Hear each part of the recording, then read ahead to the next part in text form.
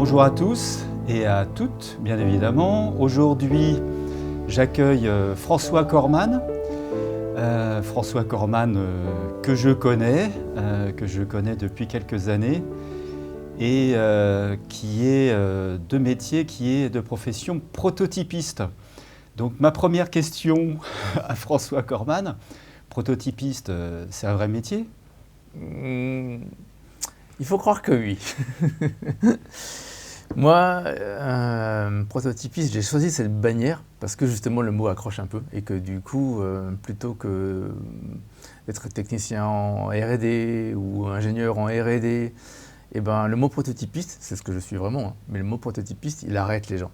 Et d'emblée, on a une barrière, on peut commencer à discuter. C'est quoi ce que tu fais, sur quoi tu travailles? C'est vrai que ça engage bien les conversations. Ouais. Et après, très rapidement, les gens se... Ah oui, le prototypiste, c'est celui qui fait les prototypes. Et puis du coup, on pense à l'automobile. Et effectivement, c'est de là dont je viens. Mais comment je suis arrivé à là? En fait, il faut qu'on revienne... J'avais 17 ans, j'étais dans un lycée technique, un des gros lycées techniques de la région que tout le monde connaît, Copignal. Et dans le préau, il y avait une affiche que j'ai croisée à une récré début d'année qui dit « Viens construire ta fusée ».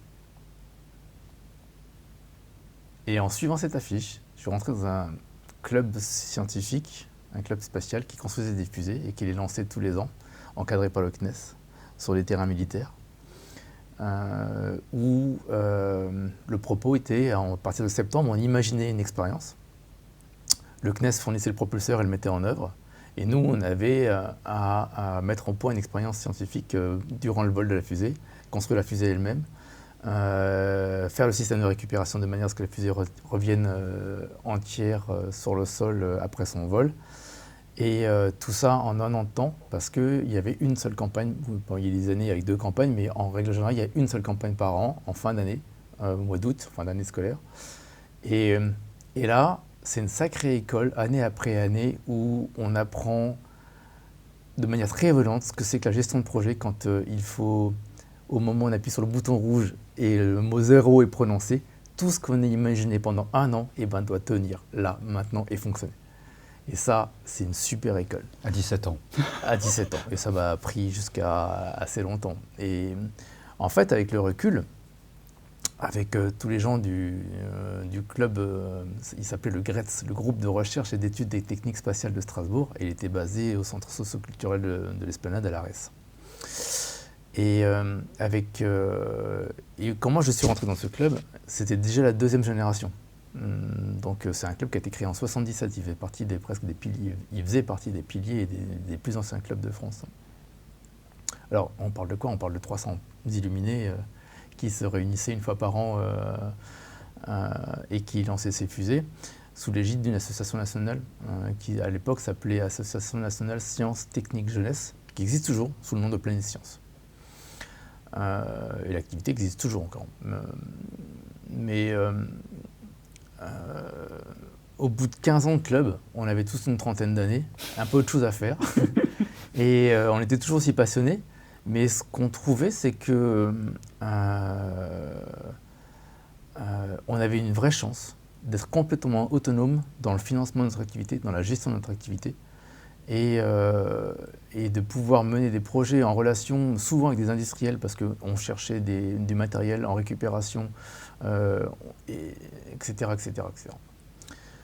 Et on s'est dit que ce serait dommage que l'histoire s'arrête là. Et c'est la fin du club qui a donné naissance à une proto-idée qui était de créer un atelier avec une ouverture plus large. Et ça, c'était 97. Et en 97, quand on allait voir les municipalités en disant on aimerait bien faire un atelier partagé pour que tout le monde puisse faire des choses, parce que nous, on a fait ça pendant 15 ans, on trouvait ça vraiment super cool d'avoir accès à des outils, des moyens, de les gérer nous-mêmes et d'aller jusqu'au bout de nos projets, parce que... etc. Et les gens ils me disaient, ah quoi, un atelier? Mais pourquoi faire? C'était juste pas le moment. Voilà. Du coup, entre-temps, moi je suis rentré dans l'industrie, j'étais quand même technicien, et je suis arrivé à un poste qui m'a complètement révélé. En 2000, je suis rentré chez Delphi. Delphi, c'est quoi comme entreprise? Alors Delphi, c'est un équipement automobile, comme c'est l'équivalent de Valeo côté General Motors. Valeo, l'équipementier automobile historique de Peugeot, et Delphi, l'équipementier historique de la General Motors. D'accord. Donc très grosse boîte, fournisseur rang 1, ce qui signifie qu'on est en relation directe avec les constructeurs automobiles. Et le bureau d'études dans lequel je travaillais en tant que prototypiste faisait tout ce qui était interface homme-machine. C'est un gros mot pour dire des boutons. D'accord. Des interrupteurs. Mais on ne s'imagine pas toute la technologie qu'il y a derrière un interrupteur dans l'automobile. Et j'ai encore gardé des vieux tics de cette époque-là. Quand je rentre dans une voiture, je touche à tous les boutons. Mais c'est un tic métier. D'accord. Et par contre, l'automobile, on dira ce qu'on veut de cette industrie, mais c'est une formidable école de rigueur. Et pour qu'une automobile existe, elle a été imaginée à un bout de temps par un groupe d'ingénieurs très restreint, puis c'est agrégé comme une grosse boule de neige des tas de compétences pour arriver à fabriquer un objet complexe qui aboutit presque au bout de 15 ans. Les gens ne savent pas vraiment ça, ne se rendent pas compte, mais quand ils agissent sur un véhicule neuf, en fait, c'est le fruit d'un truc qui a été pensé il y a 15 ans, le temps que ça arrive sur le marché, le temps que tout le process se développe. Et c'est vraiment formidable aussi dans le sens où on apprend à travailler avec plein de compétences différentes, on rencontre des gens complètement, on n'imagine pas, mais travailler avec un acousticien dans l'automobile pour travailler sur la qualité du son d'un interrupteur. C'est quelque chose qu'on n'imagine pas tout de suite, mais du coup on fait des très belles découvertes. Et ça permet, moi, de performer mes outils, de les peaufiner et de les adapter à un monde très particulier, celui de l'ingénierie et de la recherche, où des tonnes de projets se déroulent en temps contraint, avec un budget contraint, où il faut tout le temps résoudre des problèmes techniques. Et c'était mon quotidien. Et en tant que prototypiste, en fait, j'étais en relation avec toutes les équipes et je recevais les uns derrière les autres, au fil de la journée, les équipes les unes derrière les autres, avec leurs problèmes que mes équipes de prototypistes devaient résoudre, et puis et ainsi de suite. Et c'était vraiment, vraiment formidable. Et du coup, en fait, quand l'aventure s'est finie, en 2013, Delphi a mis la clé sur la porte en France, et puis a poussé tout le monde plus loin vers l'ouest. Ouais. Le petit groupe qu'on était de Delphiens a explosé et a créé un super réseau de gens qui existent encore maintenant, qui sont soit dans des autres entreprises, ou qui ont monté leur propre entreprise comme moi, et qui ont gardé ce feu qu'on avait, cette envie de faire, cette envie de faire bien. Et c'est ce que je mets maintenant à la disposition de mes clients, et je me retrouve dans la même configuration. Alors au lieu que ce soit des projets différents, c'est des clients différents pour qui j'interviens dans cette phase très particulière que peu de gens savent. Avant qu'un objet existe, il faut essayer plein de choses. Et toutes les choses qui ne marchent pas, en fait, personne ne le sait. Mais les prototypes, en règle générale, ne sont pas destinés à être vus du public, très rarement. Mais du coup, tu travailles seul? Tu travailles comment Alors, vous êtes Moi, j'ai mes compétences, qui sont des compétences de conception, d'aide à l'accouchement de la problématique aussi, parce que ça, c'est important.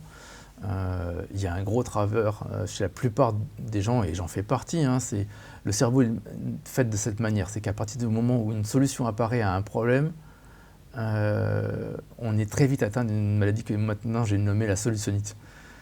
C'est très difficile de se défaire de cette solution. Et les gens viennent me voir en disant « j'ai une idée », et l'idée, en fait, c'est une solution à un problème qui est des fois même pas correctement posé.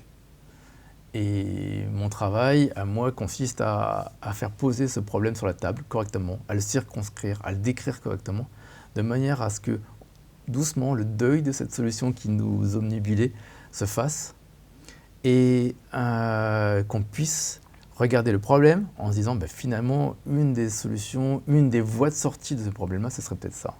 Et pour m'aider, en fait, on n'est jamais mieux que plein autour d'un problème. Et on a tout un groupe de gens qui travaillent avec moi maintenant, à force, ça fait 5 ans qu'on travaille, des designers. Oui, vous n'êtes pas tous des prototypistes. Non, non, il faut des compétences complémentaires.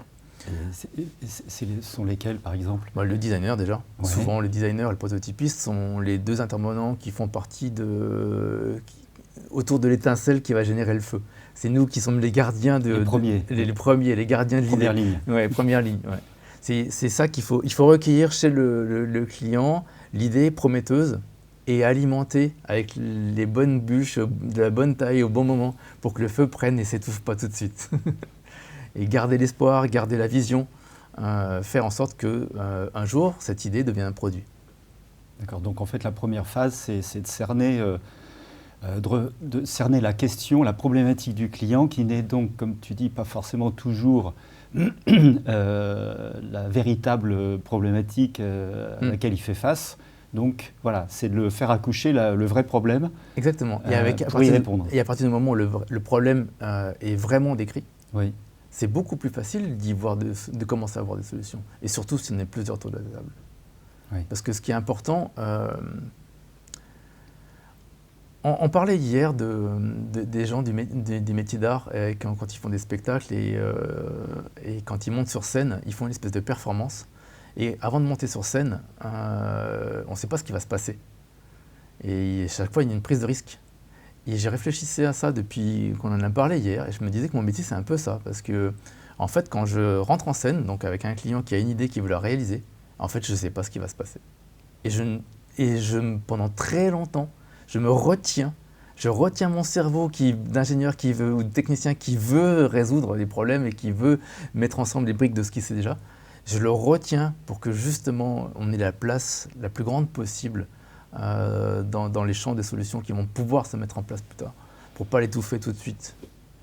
Et ça, c'est une performance en fait de libriste presque, ou d'équilibriste, parce qu'il faut tenir le fil très ténu de l'envie du client d'aller tout de suite à une solution.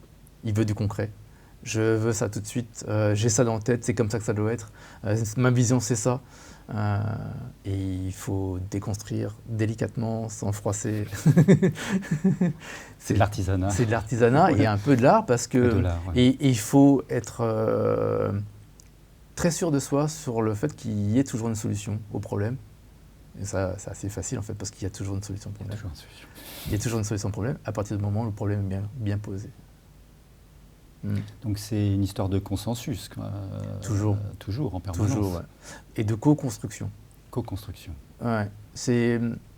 Je pourrais jamais travailler comme travaillent certains bureaux d'études constitués en bureau d'études complet, où un client vient les voir en disant voilà ma problématique, ou voilà ce que j'ai envie de faire. Et faites-le.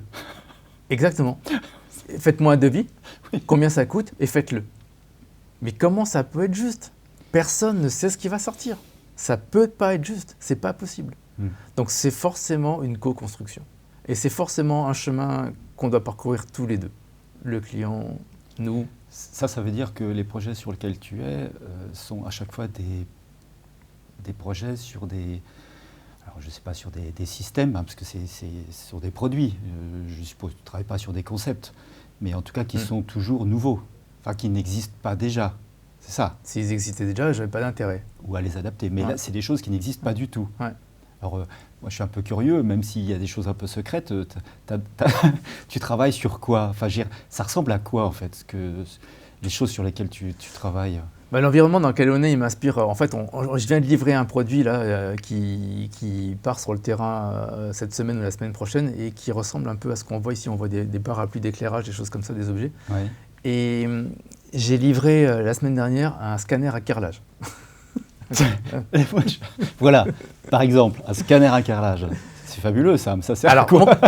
Notre client à nous, parce qu'on était deux sur l'histoire, il y avait moi et mon fraiseur préféré, qui s'appelle Pierre, et qui a une société qui est magnifique, qui s'appelle AlphaSem, autour d'une machine 5 axes qu'il manie avec brio. Okay.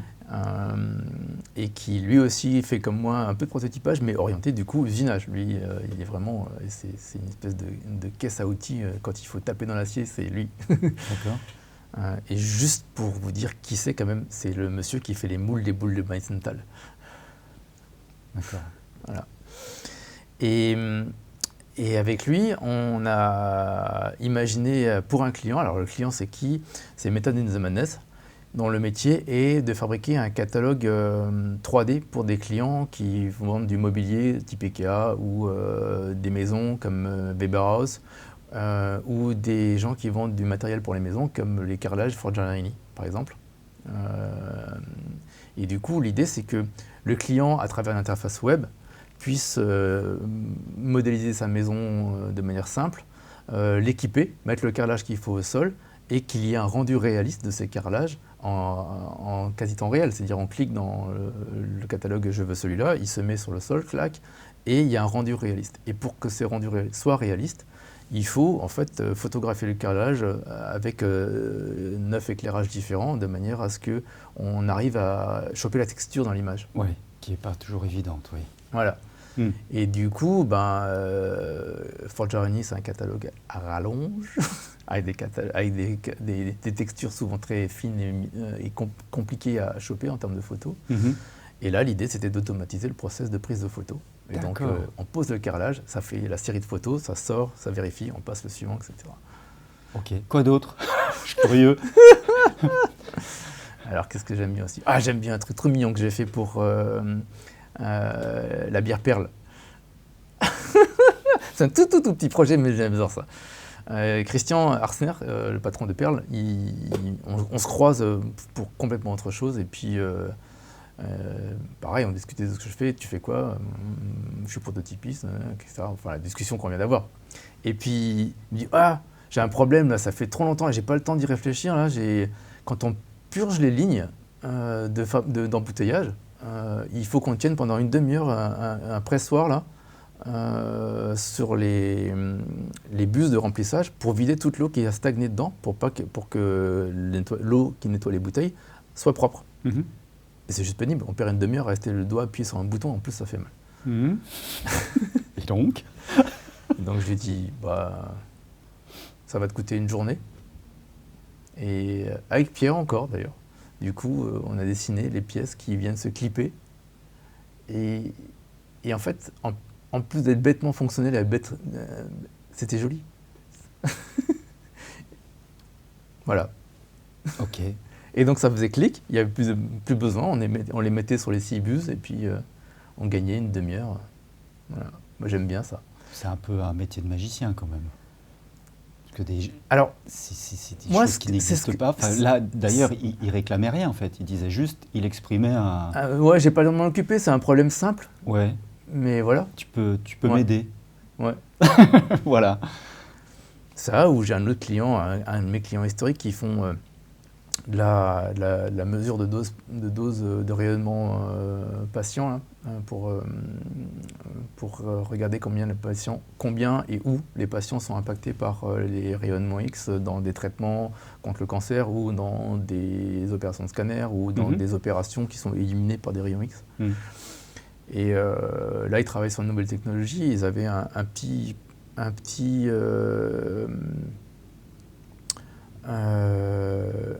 PCB, donc une petite plaque électronique avec un nouveau capteur dessus. Il fallait le mettre dans un boîtier. Ça, c'est de la vraie récréation pour moi. Parce qu'il faut intégrer l'électronique dans un boîtier, il faut le dessin, et puis l'objet à la fin, il est juste mignon. C'est comme le clip pour Arsner. C'est vraiment chouette. Et après, je fais d'autres choses plus rigolotes encore. Par exemple, toujours dans le médical, je travaille avec... Alors, ça, c'est un sujet un peu plus secret, mais donc je ne dirais pas le... Attention, parce que même si on n'a pas beaucoup d'abonnés...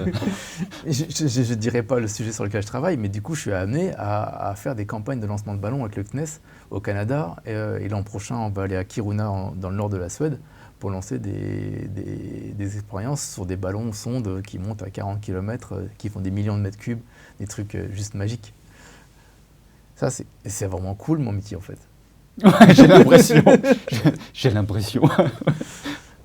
Mais du coup, si tu t'embauches pas, alors, parce qu'après après Delphi, aujourd'hui, c'est un métier qui te plaît et avec ce réseau de compétences, d'amis, enfin je sais pas, voilà, je pense, hein, ils ont l'air tous des bons copains.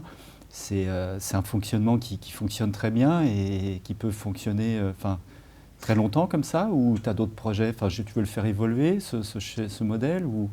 Alors, mon entreprise, en fait, ça restera qu'autour de moi, parce que c'est autour de mes compétences. Oui. Et je n'ai pas vocation d'embaucher quelqu'un ou un jeune de le former. Je fais ça à travers d'autres choses. Par exemple, je suis coach depuis quelques années dans un dispositif qui s'appelle Alzatech, l'année où on me l'a vendu, je trouvais ça intéressant parce que je retrouvais un peu l'esprit dans lequel j'étais quand je faisais les fusées. L'idée du concours, c'est de mettre des jeunes d'écoles d'ingé, de plusieurs écoles d'ingé,